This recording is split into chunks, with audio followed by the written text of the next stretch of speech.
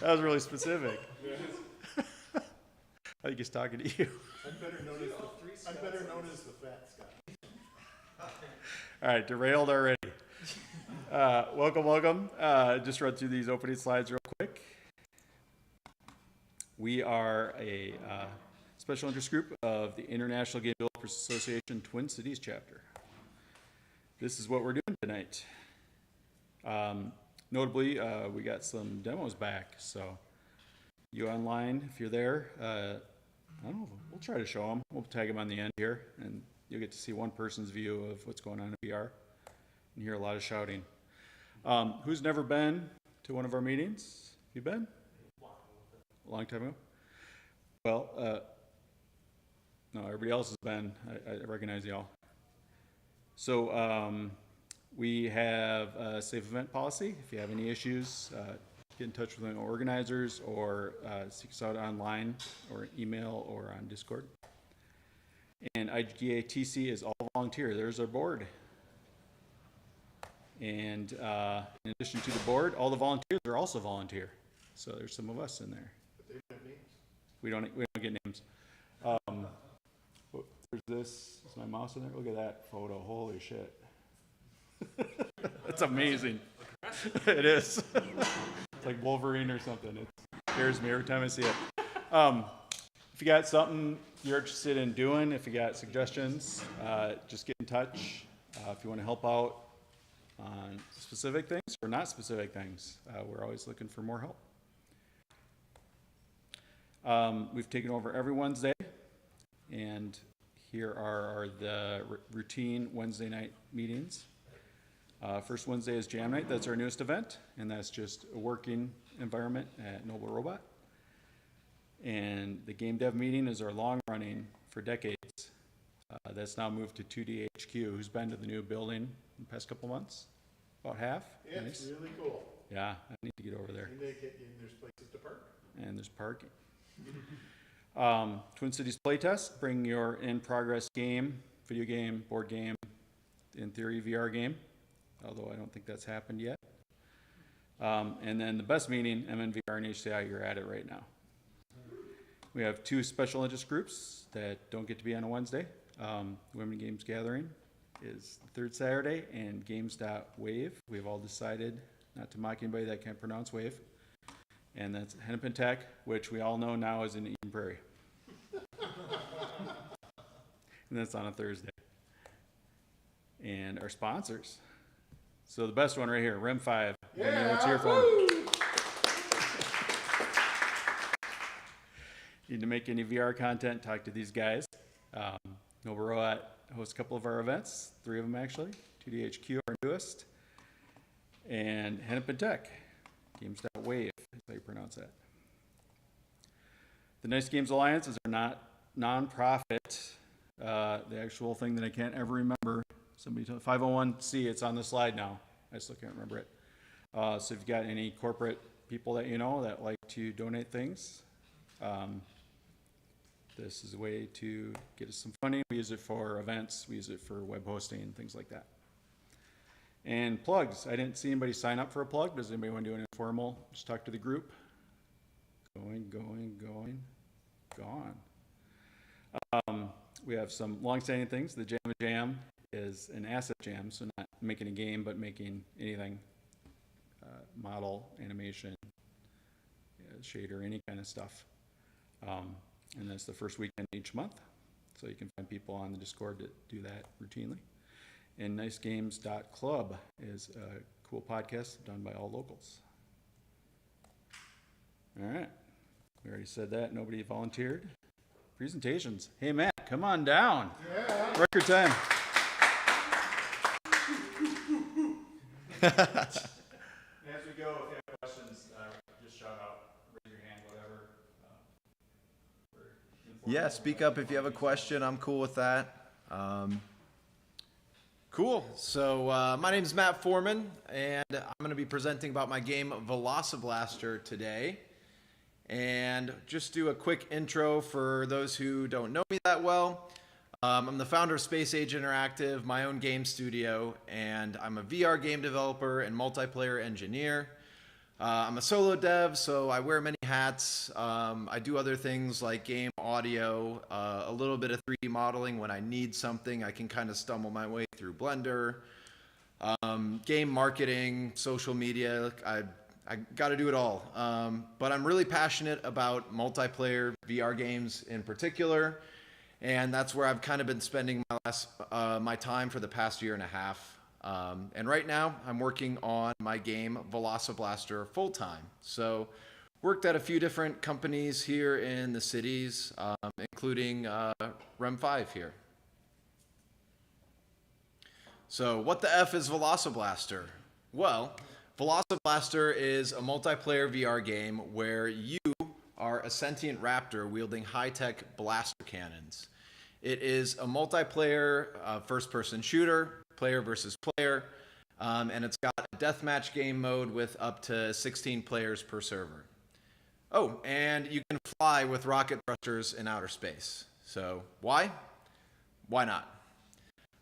When you mix dinosaurs and technology, creatively, there's no rules. It's just a really fun place to be because, I don't know, when you mix dinosaurs with advanced technology, like people just accept any decisions you make creatively. There's no wrong way to do things, and it's honestly just a really fun, like playful place to be. So in a nutshell, that is what VELOCIBLASTER is, and I will play the open alpha trailer here.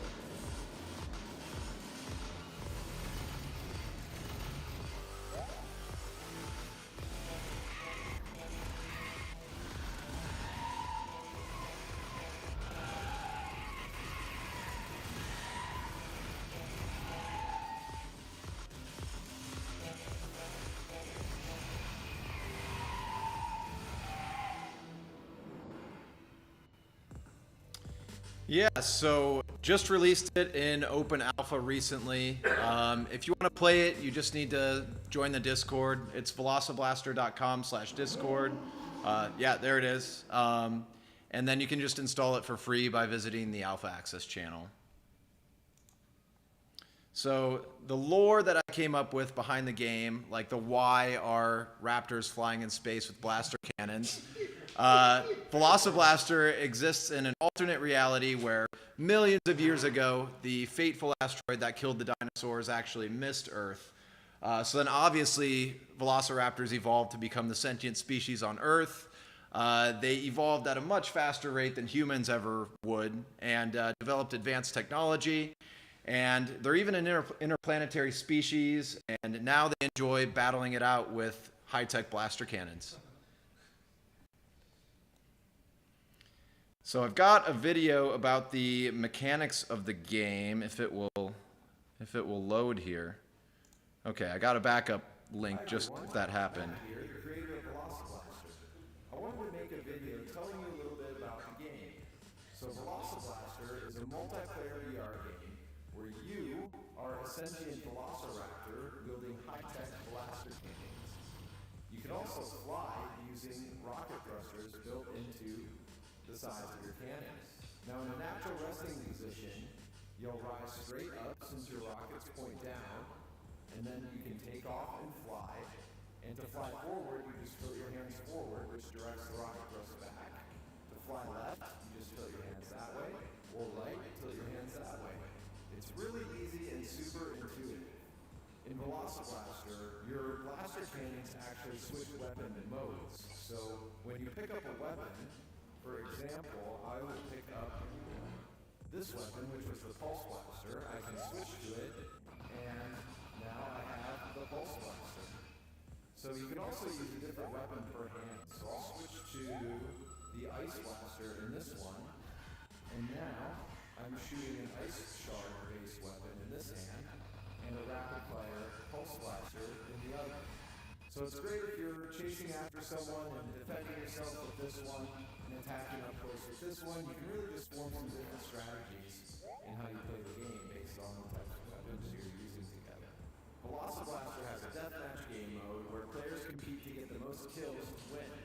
In this game, energy is the same thing as ammo, and all your weapons use the same energy resource.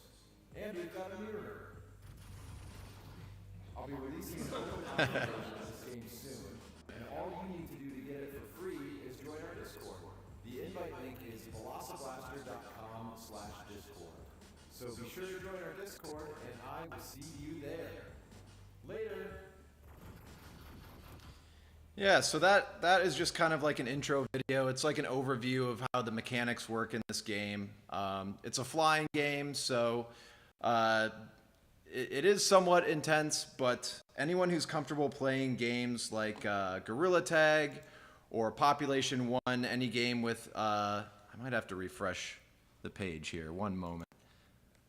It's not loading.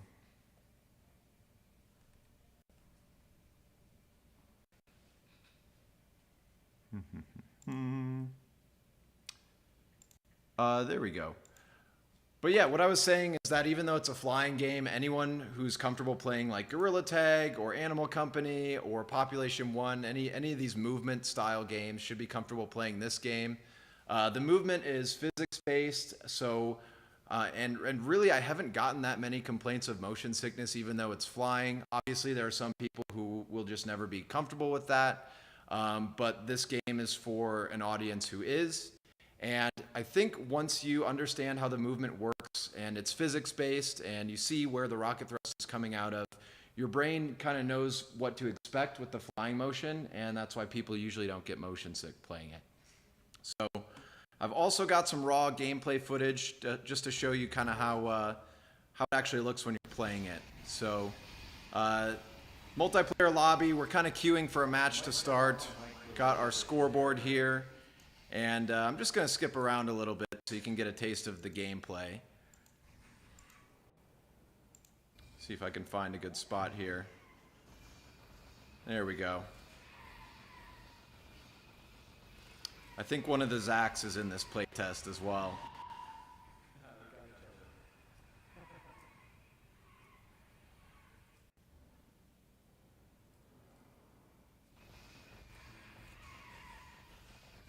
So as you can see, it's largely like vertical combat based. I designed this level to be kind of like a big jungle gym in outer space with lots of like platforms to land on and little nooks to hide in, and you can kind of dive bomb to escape someone if your health is low and go find a health pickup to recharge your health. But yeah, that's just a little taste of the gameplay. I'll move on here. So the design pillars of the game, I wanted to keep it social. One, I'm just really interested in like multiplayer games, social connected VR games. And right now, social multiplayer games are in high demand. Gorilla Tag's a good example. Animal Company, Spiders, the game that RJ just presented about, has a lot of parallels to what I'm doing here. Wanted to keep it intuitive so people can learn it quickly. So the mechanics of the game are just all point and shoot. So to select UI, shoot it. Everything's point and shoot. It's got flashy projectiles, fancy particles, and a stylized character with jaw movement, which people really seem to like. Reward the player with big explosions when they defeat another player. So that's kind of like just some visual eye candy when you get a kill. Winners are displayed with fireworks at the end of each match. And eventually I'm gonna do some like progression, like XP progression, and with some cosmetic rewards, and that should help drive retention. Kept it lightweight and optimized. I've got a background in Quest optimization, so it runs at 90 Hertz on Quest 2. I actually wanted to support Quest 1 just to be old school, but Meta bricked those headsets, so I can't do that anymore. And yeah, I wanted to just focus the scope because I'm a solo dev. I just wanted to really narrow it into a fun, replayable, competitive, social VR game.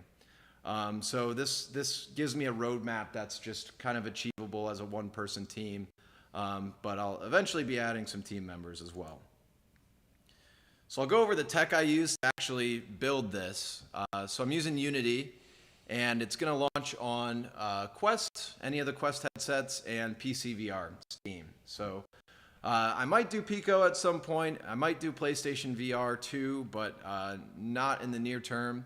PlayStation VR 2 has a lot of like compliance requirements that Sony puts you through, which is just too much work as a solo dev. So that could be down the road. For the networking architecture, I used Fishnet, which is similar to Mirror. It's arguably better. The person who made Fishnet was like a pro Mirror developer and saw some shortcomings and limitations in that, and just they built their own plugin from the ground up. It's worked great for me.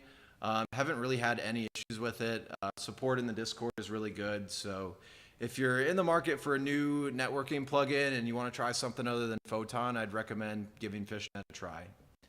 It uses dedicated servers, and I wanted to do this both to have like server authority for anti-cheat, and also just because I wanted to learn how dedicated servers work so that I'm able to, figure that out, and I was just kind of curious how to actually do it. So the servers are orchestrated using Hathora, which is a cloud hosting provider, a platform as a service. But I got to put a disclaimer in here. I wouldn't actually recommend using Hathora right now because they changed some of their pricing. At first, it was just like pure usage-based pricing, like you just pay for when the servers are on. But they recently adjusted their pricing structure so it's less friendly to indies. And I'm not really sure what they're going to do in the future. So I'm probably going to move over to EdgeGap if they don't come up with a competitive pricing model. But also, orchestration means that it just means the server instances are created on demand and shut down whenever everyone leaves, which saves you money.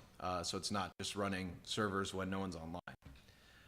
Under the hood, it uses Docker and Kubernetes. Docker is, how would I explain it? It containerizes your Unity server into this package that can run in the cloud on like a virtual PC essentially, or a virtual Linux machine. And Kubernetes is software that runs on servers that manages spinning up and down all these different server instances. For audio, I use Steam Audio Spatializer. Spatial audio is really important for this game with proximity chat, and you can hear other people's jet thrusters. So if you have your wits about you, you can like locate where someone is just based on your ears. I think Steam Audio Spatializer sounds better than Oculus Spatializer. My main gripe with Oculus Spatializer is that it makes audio sources a little quieter for some reason. Just a quirk I noticed. For voice chat, that was an issue for me. And Steam Audio Spatializer is great. It uses HRTF, head relative transfer function. It's a fancy word for modeling sound based on the shape of your ears, so that if a sound is like above you, you actually hear it above you. If a sound is below you, you actually can tell that it's like below you. So that's really important for this style of game with a lot of like vertical combat. And even before I got into really deeply developing the game, I focused on custom Unity editor tooling for the infrastructure and deployment. Just getting that all figured out right away saved me a bunch of time in development, because I can build and deploy the Quest build, the PC VR build, and the server build all without leaving the Unity editor. And that's just been great for my workflow. So going back to the origin story, the game actually started out as a movement prototype. I wanted to see if it was possible to combine this like unique style of flight locomotion with shooting. And the original concept dates way back to a VR prototype I made in 2018 called City Flight VR. And this was kind of like a prototype where you could fly around a city like Iron Man and shoot cars and stuff like that. I got a little video on the next slide. But I took that prototype, it had just been sitting for a while, and I'm like, oh, you know what, I might have had something there. And sort of just revived it and completely overhauled it into a prototype that felt way better. The biggest change was that originally the rocket thrust was coming like straight out of the cannons. So like when you wanted to fly, you had to like point your cannons down to rise up, and then to go forward, you had to like sort of like bend your hands that way, and like Iron Man. Yeah, like Iron Man. But like it's uncomfortable to do this when you want to fly forward. Like you have to almost like bend over. So like the biggest change that made everything really comfortable was just putting the rocket thrusters on the sides of the cannons, facing straight down, so that when you pull the grip button, you just rise straight up. And then it almost feels like a helicopter joystick controls after that. It's really flowy. You just kind of tilt your hands where you want to go, and you go that way. But yeah, the working title was Velocity Blaster. It just had like capsule characters, got a little picture here. And just focused on the movement and the shooting. The prototype with this capsule guy here, it didn't have any scorekeeping. You couldn't actually like explode anyone, but like I had the projectiles working, and we could sort of just do like a mock like play test where we're just flying around shooting each other, and it felt really good. So I knew I had something. And then of course the game needed a theme, and I thought about this for a while, and then just one day it popped into my head, oh, I'll just make it like Velociraptor dinosaur theme, change the title from Velocity Blaster to VELOCIBLASTER, all caps, and yeah, perfect. So this was the original prototype. Oh, 1 second here. Video's not loading. That's all right. So this was, I recorded this in 2018. Back then, this was mixed reality when you were in a green screen in front of a, yeah, mixing green screen with VR. I was just doing a test here to see if I could figure out that setup. Just having fun flying around, shooting cars, you know. I'll skip ahead.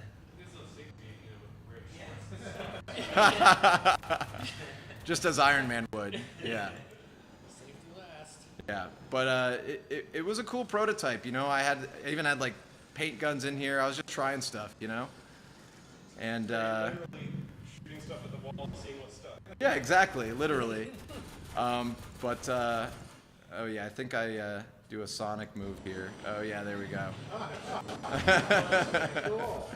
But I had a lot of fun with this prototype. It never really went anywhere, at least at first. I just kind of like set it aside and went about my life.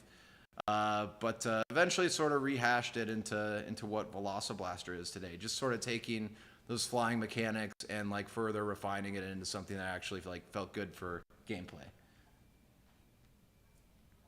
Let's see here. Okay, so going from the side project to the main gig. Yeah, originally it was just a fun side project. I worked on it in my free time, just whenever I had spare time while I held down other VR jobs. I saw Meta's new Oculus Publishing Ignition program and applied to that. It's like a 6-month incubator for new VR games, and got into that program. 21 studios got accepted. And then once I got into that program, I quit my current VR job and decided to go full-time with that. I got to shout out RJ here and give a special thanks to him because he's kind of served as my like advisor throughout all of this and still is. Our games are like similar in a lot of ways, so he's been really, really helpful as I go throughout all of this and you know, working with Meta for the first time and that sort of thing. There's just a lot of stuff going on with that. But I want to talk about Oculus Publishing Ignition a little bit. It is a rapid prototyping fund for brand new studio startups and games. It's a 6-month project duration just to get new concepts off the ground, essentially. And it's grant funding, meaning there's actually no strings attached, except for that if you launch your game, it has to be launched on Meta Quest, but you're actually free to launch on any other VR platforms you want to. There's contractually obligated milestones, but every studio got to like work with Meta to decide what those milestones were. They just wanted the prototypes to be successful, so they really like listened to everyone, which was great. The intention was to continue funding any projects that showed promise by the end of the 6-month initial run. Honestly, it was a great program, probably the best like VR funding programs Meta has done in years. Just because it truly is no strings attached. Like they don't take any equity in the company or profit. It's just grant funding. Yeah, so it was a really friendly program to indie devs and solo devs. And you know, I think I might have some opinions about Meta, the company that I won't say on a live stream, but the actual people that I worked with were great. They were just people who were passionate about VR games, wonderful to work with, really helpful. And yeah, we met up at GDC. This picture is some Meta people and some of the other people in my cohort for this program. So ultimately, by the time the 6 months was up, it was a success. So I delivered on all the milestones, got feedback that the game exceeded expectations, and ended up with a fully functional MVP with a deathmatch game mode by the end of this program. And the cherry on top was that it got briefly shown at GDC by Meta during Chris Pruitt's talk. Chris Pruitt is the director of strategy at Meta, and the talk was the past, present, and future of VR and MR. But even though the Oculus Publishing Ignition program was pretty much a massive success, Meta killed it. So it's too bad. After the 6 months was up, they sunsetted the Oculus Publishing Ignition program. It really sucks it's gone, honestly. It was a highly successful program. Pretty much all the studios that participated ended up with a really successful prototype. And the intention was to continue funding the successful prototypes after that. Like the Ignition program was just a short 6-month program just to test the waters and get these prototypes made. But unfortunately, Meta's strategy team decided to kill the budget for any new VR game funding in 2025 and potentially longer, we'll see. But due to this shift in strategy, none of the Ignition prototypes were given any additional funding after the 6 months were up. And there's no indication that Oculus Publishing Ignition is coming back, unfortunately. That being said, I'm still grateful for the program.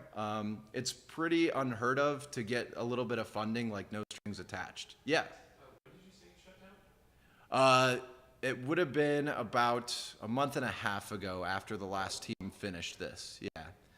So like all 21 teams went through the 6-month Ignition program, and then like the meeting at the end for each studio was like, hey, we can't actually fund any of these games. So yeah, so it sucks, but that's just how it goes. That being said, I am still continuing the momentum on the game. It's not stopping or anything. I still have some runway from the funding I got through Oculus Publishing Ignition to keep working on it full time. And I just released the Open Alpha as part of the 2025 Upload VR Summer Showcase. So that was fun, got to participate in that event. The Upload VR Showcase is sort of like an event where they show a bunch of new VR game trailers for the first time, either for existing games or games that have gotten updated. And now anyone can play the game. So I'm distributing the alpha for free via the game's Discord server. It's kind of a way for me to build community and also just have a place where I can put the download link in a channel in Discord.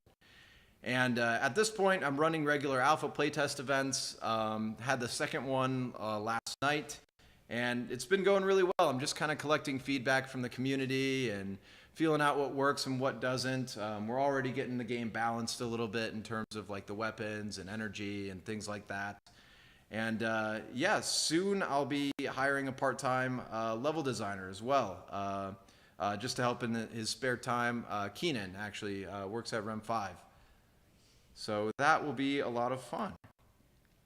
So I wanted to go over sort of like the businessy marketing side of things as well, and show you my user acquisition funnel for the Open Alpha. So this has been working pretty well. I start by recording vertical format videos from in the game using Live Creator Kit. I'll speak more about that in a moment, but in my videos that I'm posting, I'm leaning into the solo dev character where I'm just kind of speaking as my Raptor character. And it's authentic, right? Because I am a solo dev, and I'm just sort of being real with everyone. Like, yeah, you can go play the alpha for free. Here's what we're doing. Here's the updates that we're making. And in the playtest, sometimes I get other people in the videos as well, and it's just kind of fun. But I post these videos on TikTok and YouTube Shorts, and those are the two platforms that I'm finding are getting the most engagement out of all of the platforms for this kind of game. And in every post, I include a call to action, usually in the description to join the Discord, invite link in bio, that sort of thing. And I also include some hashtags for similar-ish games. So, for example, Gorilla Tag, Animal Company, Yeeps, Orion Drift. All of those games have a similar target market for what my game is going to be. And it appears to be working to get it into their feeds. So people join the game's Discord when they see these videos, like it actually works. And I set up some automation to just sort of get them into the alpha as quickly as I can. So when they join the server, they accept the rules, a Discord bot welcomes them and directs them to the alpha access channel where they can install the game. And in that channel, I have a link that is a meta auto join URL. So it uses meta release channels, which I have to do pre-release. And they click that link and then accept an invite, and then the alpha is added to their quest library and they can play it. So yeah, before I move on, any questions about, any of this stuff? I have a lore question. Let's hear it. Are the Velociraptors blasting recreationally, or is this some kind of heated battle that's actually occurring? Or they do this VR. Are they just in a vial like the rest of us? So they just brains in a jar? That's a good question. You know what they say about lore? Sometimes less is more. And you're the raptor, so that might be something for you to decide. Good answer. So I told you about my funnel here. Right now, it's like a slow but steady growth. It's been a week and a half since I launched the open alpha, and I'm up to 243 Discord members and counting. The vast majority are joining from seeing TikTok and YouTube Shorts. I do post on the other platforms as well, like Instagram, Facebook Reels, Threads, Blue Sky. But none of those platforms really get engagement compared to TikTok and YouTube Shorts. I was actually surprised to see YouTube Shorts getting so many views. I have a VELOCIBLASTER channel, and there's barely any full YouTube videos, but I think by now I've posted about 30 shorts, and I'm up to 167 subscribers on YouTube, which I definitely wasn't expecting. Yes? So, have you been finding the shorts work way better than just regular videos about it? Definitely, yeah. Yep. It's all about the short form content these days. I have a trailer, and the trailer has like barely any views compared to just any given short YouTube video I put. With like too curmudgeonly people, because everyone I know is just like, oh, the stupid shorts that keep pushing us. Yeah, I don't know. People actually love them. Well, the thing is they keep pushing it. And the Yeah, What is that too?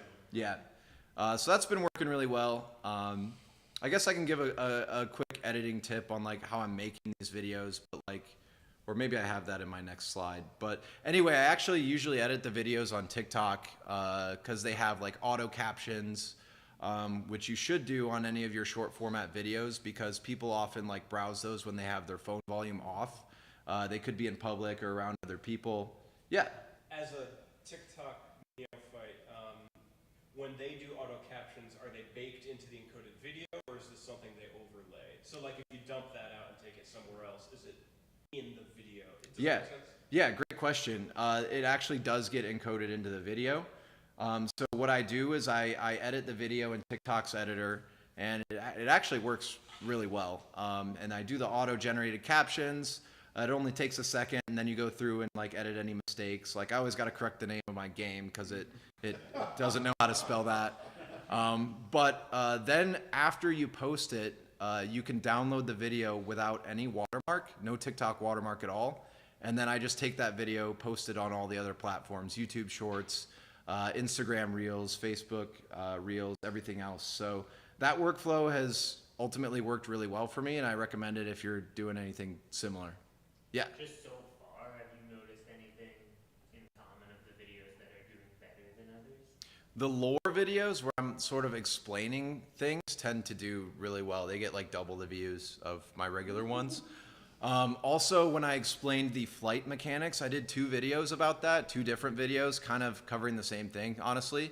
Both of those did really well too. But I haven't had anything go viral yet, but like I have had a couple that have gotten several thousand views. So yeah, it's working. Like it's slow but steady. I'm focusing on the long game. So like even though nothing I've done has gone viral, every post I do brings in at least a few users, like sometimes more, to the Discord. So my plan is to just keep doing that, honestly, and just remain consistent. I try and do like 1 video a day. It's actually really easy with the Live Creator Kit camera I put in there. To just hop in the game, record a selfie style video of me chatting as my Raptor character and just uploading it to TikTok and everywhere else. And that seems to be working to like let people know about the game and join the Discord and get the alpha. So if you don't know about Live Creator Kit and you're a Unity developer, I'll fill you in. I think this should really go in any VR game that would benefit from being shown on social media. So Live Creator Kit is a Unity SDK you can put in your project, and it gives you an in-VR camera. It's a tablet that you and all of your players can use. So it looks like that, and it can record extremely high-quality videos on the Quest itself, like 1080p trailer quality videos just on the Quest without any PC, which I think is like really cool that they can do that without, and the game doesn't really even take a frame per second hit. Which I was really surprised by. If you're on PC, it can also record in 4K for those like ultra high quality trailers if you're going for that.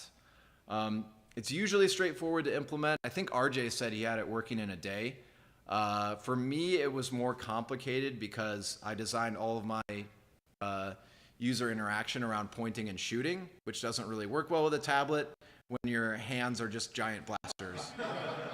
So I had to really get creative with this, and you can see in this picture I designed a camera tool which is almost like a laser physics gun that you can use to grab these handles if you want to move the camera around, and you hover over a button and you can press it. But yeah, I just decided to make it diegetic by inventing like a new, it's not a weapon, it's like a tool weapon essentially. So it's in your weapons flyout menu, but it's like a different button that has a camera, and you can just select it and your tablet appears, and then you can use the laser pointer coming out of the front of your cannon to manipulate this tablet and record video content. And one thing I did to make it obvious that you have the camera tool equipped was I made this like laser at the front that's like really bright, and then I made this extra stuff on the cannon here with a camera icon just to make it really obvious that like, hey, you have your camera tool out. Because if I didn't do that, they might try and shoot and they'd have their camera tool equipped, and that would just like frustrate them. It seems to be working. The people who want to record content figure this out pretty quickly. But yeah, Live Creator Kit has really just made it easy to just jump in the game and record TikTok videos and short format videos. It can record vertically as well, so it's just as easy as like hopping in the game, recording myself as my Raptor flying around talking. I can transfer it from the Quest to the gallery in the Meta Horizon app, download it to my phone, and then edit it in TikTok and just throw it out there. And it works pretty well. It's not much of a hassle. So I've got some video examples. They're all short, so I'll just play them all that I recorded with Live Creator Kit. And I'm Matt, the creator of VELOCIBLASTER. Alright, take 2. I'm Matt, the creator of VELOCIBLASTER. We just want to say hello and invite you over to the Discord.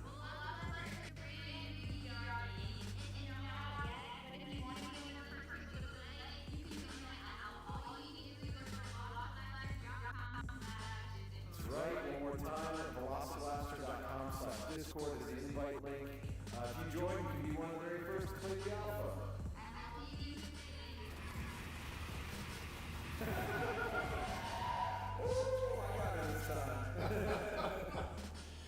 So that GD Mega character in there is actually my fiance Grace, and she's kind of famous in the game now. Like, she jumps into playtests and people are like, "You're GD Mega from the videos," and then they all try and kill her. but she can actually hold her own. She's pretty good at the game at this point. She usually gets second place, and I usually don't get first place, just so you know.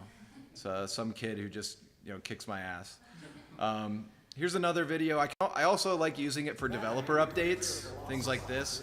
I can pull out the camera in the main menu of the game even. So. And I wanted to show you the character customizer that I just got up and running. This is the menu that you can use to choose your look, and behind me here is a mirror. Right now there are 3 cosmetic slots: your skin, your blasters, and your eyes. So I'll show you the skins here. Right now we have skin tone colors and a bunch of fun colors. I think I'll go with red. For the eyes, I think a good color that I like with red is cyan. The cyan? Never know how you pronounce that word. And finally, your blasters. So I think I'll go with yellow. And now I have my customized look. If you want to be one of the first to play this brand new VR, So I say this at like the end of all my videos, and it helps people. It actually helps people get in the game. the invite link is velociblaster.com/discord. See you there. But yeah, just a marketing tip. If you're making any video about anything, at the end, just tell people how they can actually get the game. And then Liv, the creator of the plugin, they were actually kind enough to make a video about the game. So this video I didn't make, but they recorded it with the Liv camera and posted it to all their socials, which was really cool of them. This is VELOCIBLASTER, another amazing VR game that has just released the Live camera. This game, dinosaurs never went extinct, and VELOCIBLASTER continue to evolve and battle with these sci-fi weapons. Mounting the camera is actually super easy. All you have to do is open up the menu and click the little camera icon. This game, of course, is multiplayer with proximity chat and 16-player rounds. There's also a ton of different power-ups scattered across the map. This game is actually super cool and free, so make sure to tag some cool videos you record on your Live camera. Yeah, so they make a similar video like this to anyone who implements their SDK. So if you think you could benefit from it, like it's like free marketing, honestly. Just throw this plugin in and let them know you have it, and they'll usually loop you into like a private Discord channel and even help you with implementation of it. Yeah, I know. I need to get things faster. But yeah, also like meme videos are great too. They actually help grow the game too, because people like to be entertained. They don't just want to hear all the boring stuff. So an influencer actually made this video. I thought it was really funny.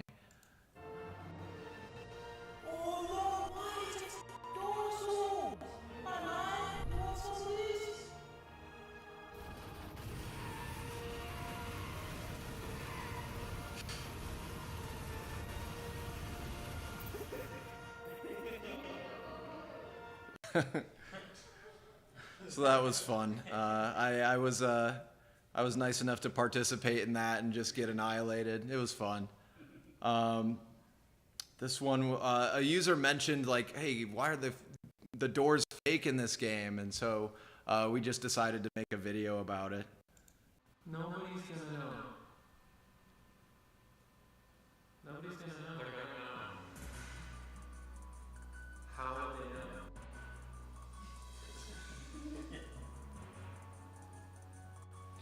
How would they? Launch by the end of this year, which means I'm going to need to have at least one additional level. There's going to be a cosmetics shop for monetization so that I can actually earn money from it if I do free to play. Getting requests for additional game modes. I think team deathmatch is the next logical step. I've already got deathmatch in there, so it's not too much of a step up to get some teams working. Capture the flag is also going to be really fun. I'm interested in just how that's going to feel with like vertical combat. I think it'll be really interesting.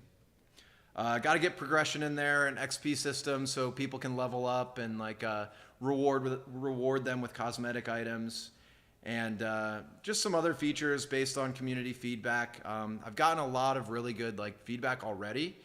I should have put it in here, but I did a survey after the first alpha test and had them do like a mock review where I was like, if you were writing a review, how would you rate this on a scale of 1 to 5 stars? And then what would you write? And like I had 14 people answer it, which isn't like a huge sample size, but enough to get, you know, a vibe check on it. And got a 4.7 star rating and had a lot of like great feedback. So the people who are playing it at least are really enjoying it so far, which feels good. So I think I'm on a really good trajectory here with it. We'll see if I can get to early access launch by the end of this year, and then the full game launch will be at some point in 2026. So don't know when. But that is all I've got. So thank you.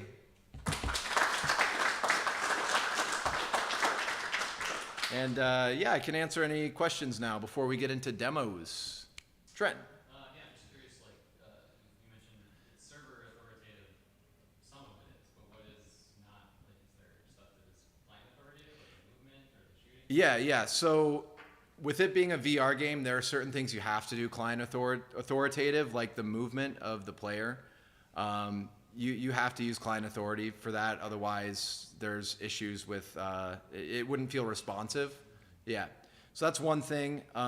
The other thing, and while the it might be surprising, but the actual hit detection of your bullets hitting another player are client side, and I can actually, the model I'm using is trust the client but verify, because with a game like this, it's extremely important for it to feel responsive when everyone's moving so fast.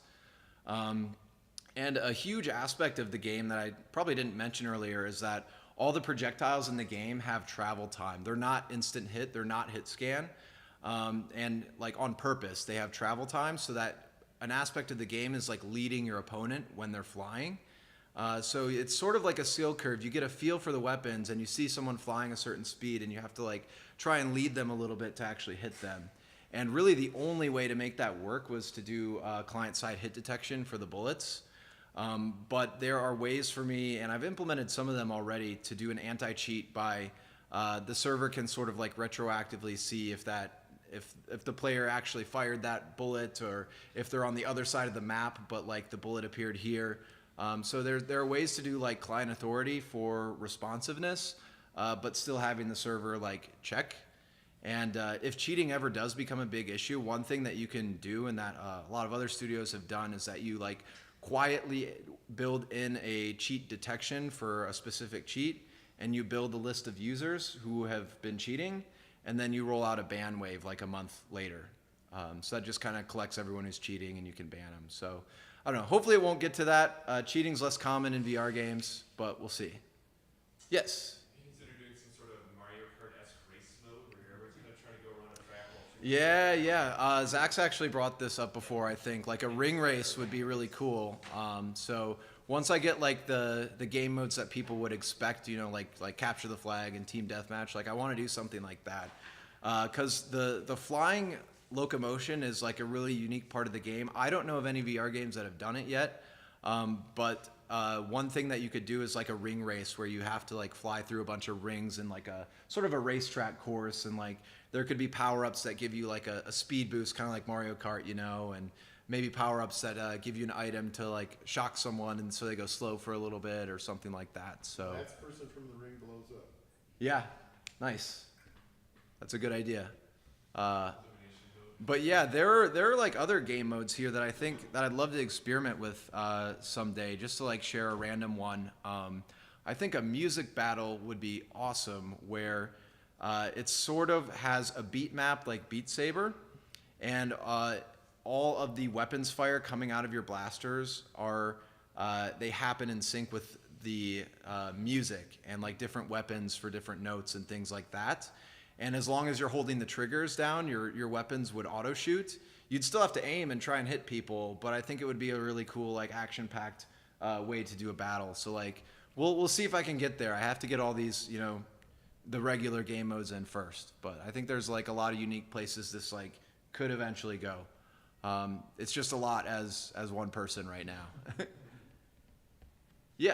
As you add different game modes and maps, does that end up fracturing like the user base that you have, or are you kind of like prescribing what the next mode is for the people that are there? That's a good question, and to be honest, I don't really know yet. I think right now, because the user base is so small, people use the a looking to play channel in our Discord to like arrange matches, and we just have a quick play and a room code. But one thing that if I did do a bunch of disparate game modes, I could do like a server browser, so it's easier to see where people are and find a game that you're looking for. Yeah, more game modes. It could fracture the user base, but one thing I've thought of doing is like a voting system where every 3 rounds or so you would vote for. I have like a big theater screen that everyone looks at that displays like the match results, but after a few rounds, it could display a thumbnail of like 3 different map options, and then you could vote on the next map and the next game mode. So that could be a way to sort of just like get these people to play the game modes and not always just fall into one. So yeah, I don't know exactly yet, but definitely thinking about it. Yeah. So in some of the social clips you've shown, and you also described this as having kind of the hangout social game element to it.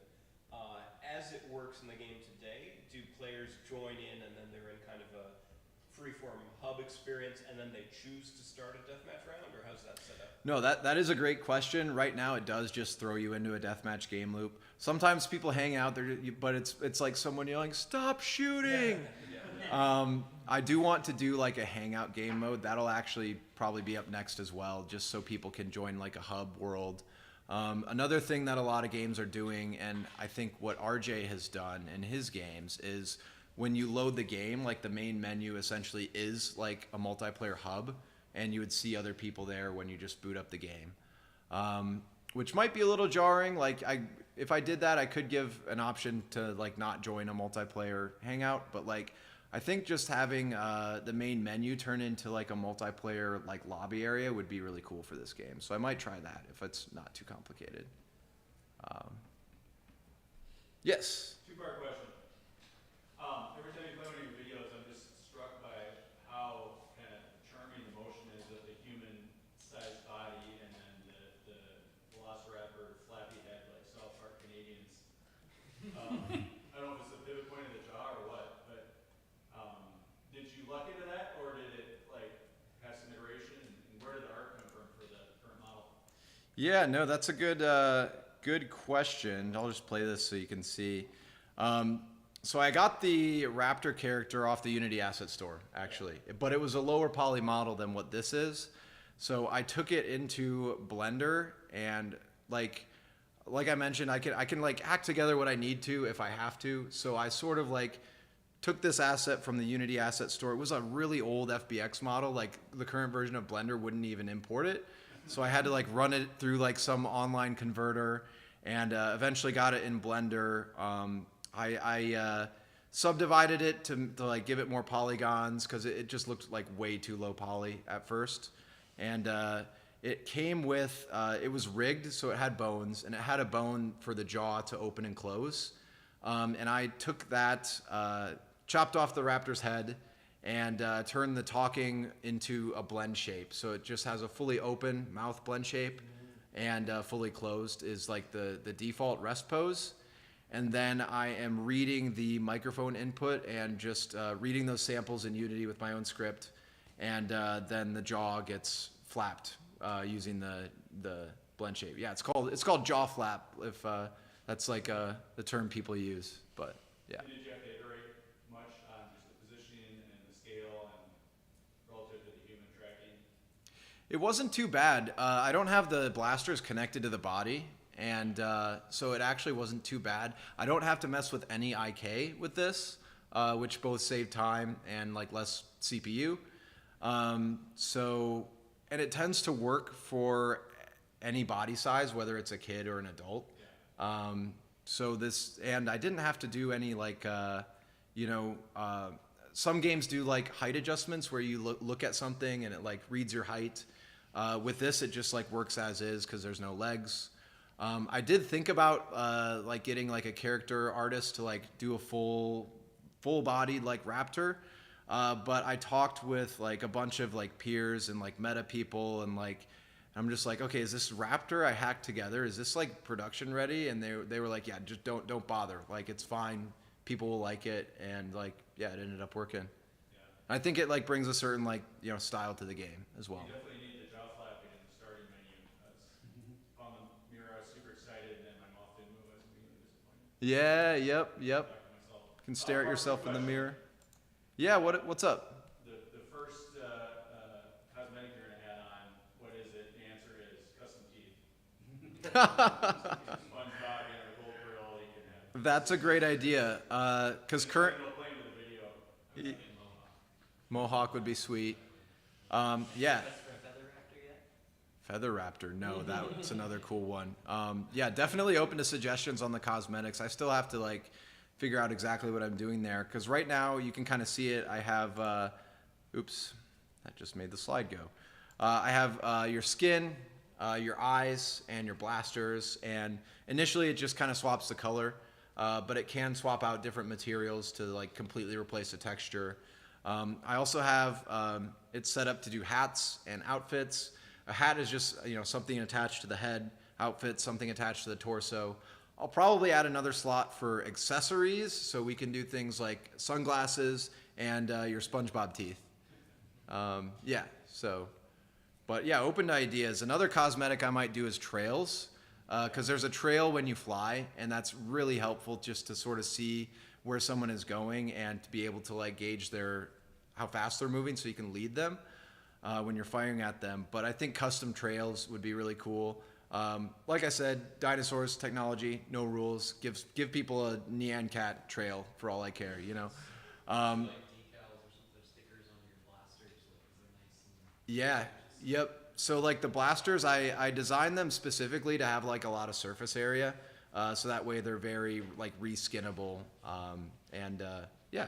Another thing that a player brought up, which I think is an interesting idea, is custom explosions. Because like when you kill someone, right now it's just a big blue explosion, which is awesome, looks great. But it would be cool if when you killed someone, your explosion color would show up, so people knew you got that kill. So I'm just like kind of thinking about what I can do here with cosmetics. I have like a pipeline set up for hats and outfits, and I'm excited to get working on that next. Yeah. Yeah. Do you have any Quest performance tips? Like I see there's like transparency and shading and, you know, it seems like it's pretty... Yeah, so this is alpha cutout, not transparent. I think that helps a little bit. I have shadows completely turned off in this game, and no one complains about it.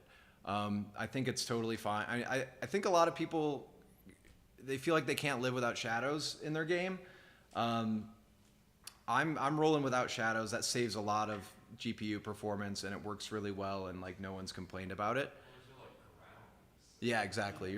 Or sometimes you're on the ground, but like over here you're just standing, like sort of hovering above it a little bit. It might be a little bit useful to like gauge where you're landing, but I really don't think depth perception's that bad of an issue. Yeah, but yeah. I did a lot of flooding. Yeah. But to continue answering your question about performance, it's baked lighting for everything. There's no real-time lighting at all. And I use a plugin called Bakery for that. Some of you might have heard of it. I think it's better than Unity's built-in light mapper.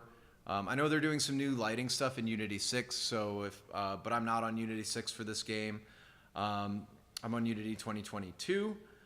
So I might check out, the new lighting stuff Unity is doing for baked lighting in the future. But yeah, baked lighting. Is that why the doors are open? Sure. Yeah, that's why. No, the doors don't open just because I can't be bothered to do interiors. But let's see, what else for performance?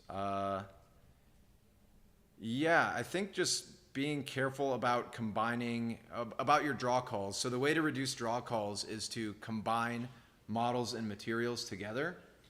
And this level in here, I think you can see it in this video. It's a modular asset pack that can be put together like Legos, but it has hundreds of disparate models in there, which if you just built it that way, it would use a lot of draw calls and maybe not reach performance.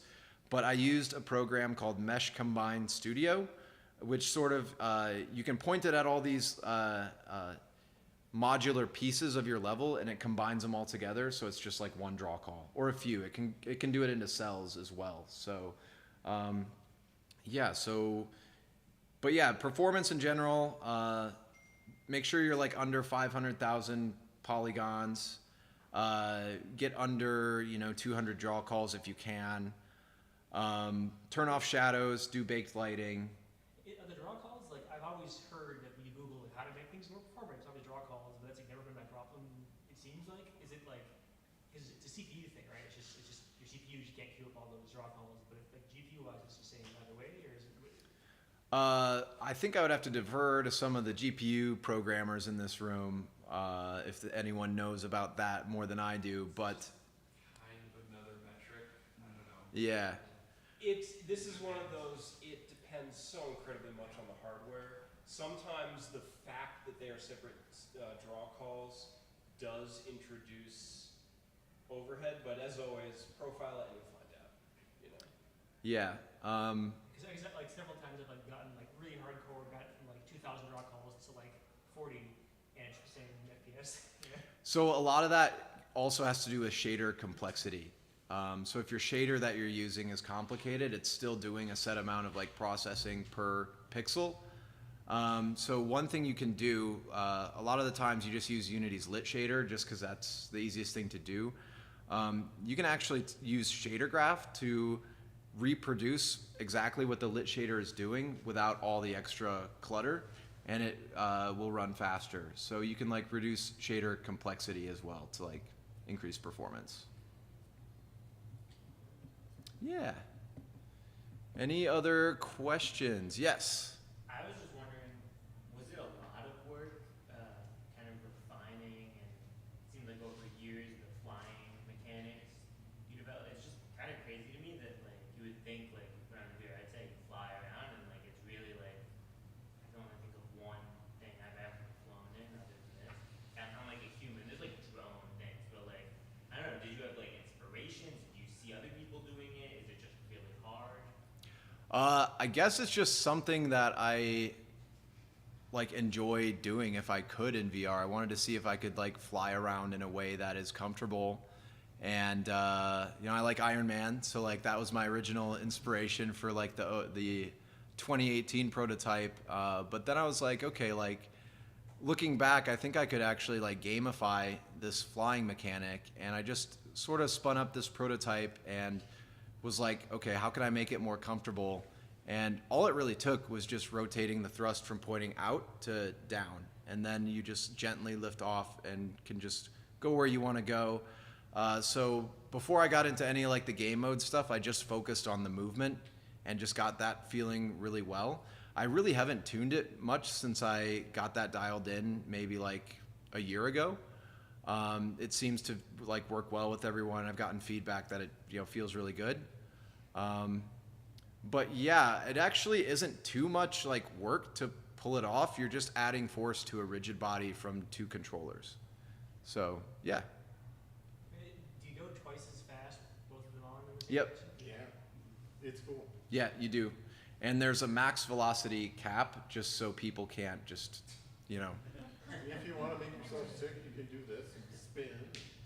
No spinning though. Like one thing I should mention to make the flight comfortable that I forgot to earlier is that you are always level with the horizon. The play space does not like shift like this, and you are always rotationally locked. So you're not like spinning wildly. You just face the same direction unless you turn your body or use snap turn. And that seems to make it a lot more comfortable for people. Just a simple question about movement. If you are currently flying, you're in midair and you're trying to shoot someone, if you're like aiming up at someone, do you start flying backwards? Yeah, and that's something you have to kind of like, it's part of the game. You get good at sort of like letting off your thrust and just letting it rip on someone and then continuing. The nice thing is that like you actually sort of like gracefully fly through the air as you're doing that. And sometimes if you're in enough open space, you can still use the blasters while you're aiming at someone and you won't just like fly off somewhere. Yeah, you'll have to maybe get a feel for it and let me know what you think. But yeah, it's something that just sort of like becomes natural once you play it. You know how to like start managing your flight thrust in combination with your shooting. Sounds like time to demo. Yeah, yeah. One more. Do your blasters impart any impulse on your body, or have you looked at different weapons? Not yet, but like the original prototype did. In that video I showed you, I think you can see it a little bit because when you're shooting, like it sort of pushes you back a little bit. I didn't do that in the latest prototype because my priority was comfort, and I thought maybe like jolting someone back would give them motion sickness. I might experiment with putting it back in just to see how it's received by the player base, because it could be kind of cool to like, you know, you are pushed back a little bit if you're like shooting your weapons. Seems like it could be a way to balance different weapons. Yeah, I could just imagine like a charge beam that just like launches you, but I don't know. I hesitate a little bit to do that just for comfort reasons. Yeah. Yeah. That could be cool. I was originally going to do a grapple in the prototype, but I decided against it because I just wanted people to focus on the flying locomotion. But it could be a cool power up in the future. I think it could be done in multiplayer, and it wouldn't be like overly hard. Yeah. Any other questions before we get into demos? If not, we have 4 headsets set up. We have one back here, and I'm going to set up some casting to this. And then we have 2 in the front area here. They're just sitting on the front desk, so you can go grab those. And then there's 1 in this side room right here. So when you put the headset on, just select VELOCIBLASTER and click on Quick Play. Because there's not a huge player base yet, it's an alpha, it will toss us all into the same lobby if you just hit Quick Play. But yeah, just I think like one of the videos kind of described, I should just tell you how the controls work a little bit. There's no tutorial yet, but to use your flight thrust, you just squeeze the grip buttons. To shoot, it's the trigger. To switch weapons, you hold the thumb buttons, and your weapon flyout will pop up. And your upper thumb button will open your in-game menu. So it should hopefully be pretty simple once you're in there. Most people tend to get the hang of the flying in like 5 or 10 minutes, sometimes less. But yeah, just try it out if you're comfortable in a flying game, and we can hop in there and get blasting. There might be other people in there that we can destroy. So but right yeah. Right now, when I did it, I didn't see any other people. So right now, you're saying do the quick game, and then I'll put you in where we all see each other? Yep. And anybody else in there will see them then? Yep. Was I just being lonely? Is that why I didn't see anybody before? Or? Yeah, so the game is an alpha, which means like there's like less than 200 people who like, or less than 250 people who are even in the Discord and have it installed. I So thought when I said quick game, I was sort of just by myself, but no. yeah. If there were other people, they would have been. Yeah, well, I see your question. Yeah, if there were other people online, they would be in quick play. Yeah, but it's an alpha, so it's a small player base, and we use like the looking to play channel to like meet up. But yeah, all right, let's get demoing then. I think under consideration of the fact that this is a network game, we'll probably actually kill our stream at this point before random children join our stream. And yeah, I thought that through. That wasn't my original plan.